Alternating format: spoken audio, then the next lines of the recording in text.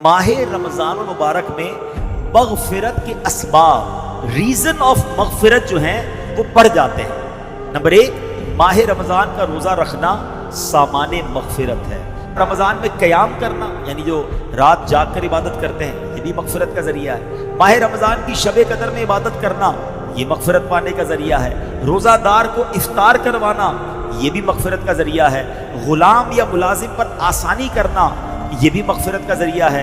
رمضان المبارک میں ذکر اللہ کی کثرت کی جائے کہ حدیث پاک میں ہے ماہ رمضان میں ذکر اللہ کرنے والا بخشا ہوا ہے، تو ذکر اللہ بھی مغفرت کا ذریعہ ہے۔ رمضان مبارک میں کثرت سے استغفار کرنے سے بھی بخشش کی خیرات ملتی ہے۔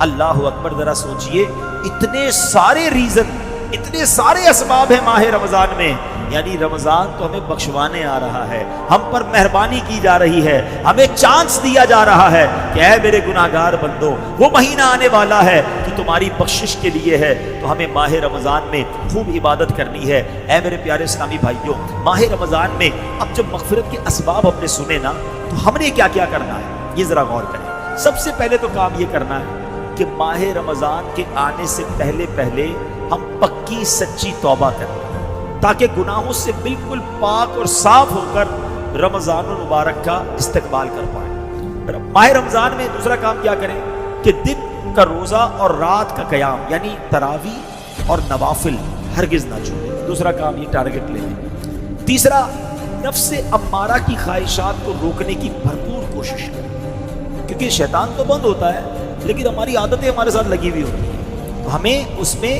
ان عادتوں کی وجہ سے جو گناہ کی عادت ہوتی ہے۔ ایک سوال کیا گیا علماء سے کہ حضرت یہ ماہ رمضان میں تو کہا جاتا ہے شیطان بند ہوتا ہے، بندہ پھر گناہ کیوں کرتا ہے، پھر غلط کام کیوں کرتا ہے؟ بڑا پیارا علماء نے جواب دیا کہ سائیکل پر پیڈل مارو، مارتے رہو تو چلتی رہتی ہے، پھر اس کے بعد بہت سارے پیڈل مار کے روک دو پھر بھی کافی دیر تک چلتی رہتی ہے۔ فرمایا 11 مہینے شیطان نے اتنے پیڈل چلا دیے ہیں کہ باقی 1 مہینے کی بندے کی گناہوں کی سائیکل ویسی چلتی رہتی ہے، تو سائیکل رکے گی کیسے جب بریک لگاؤ گے؟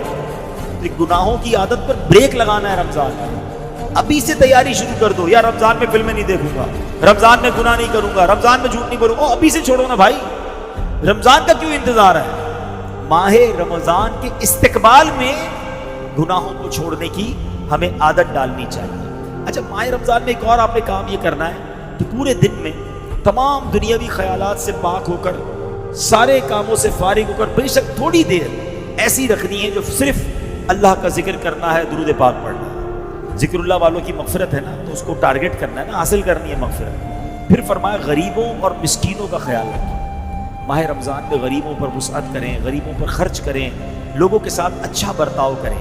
پھر ماہ رمضان میں ایک اور کام یہ کرنا ہے کہ خوب تلاوت کرنی ہے۔ ماہ رمضان تو ہے ہی نزول قرآن کا مہینہ نا، خوش نصیب لوگ میں نے دیکھا ہے کہ خوب تلاوت کرتے ہیں۔ کوشش کریں، اللہ توفیق دے تو 3 بار قرآن ختم کر لیں، 3 بار نہ کر سکے تو کم از کم 1 بار تو ختم قرآن رمضان میں اپنی تلاوت سے کریں۔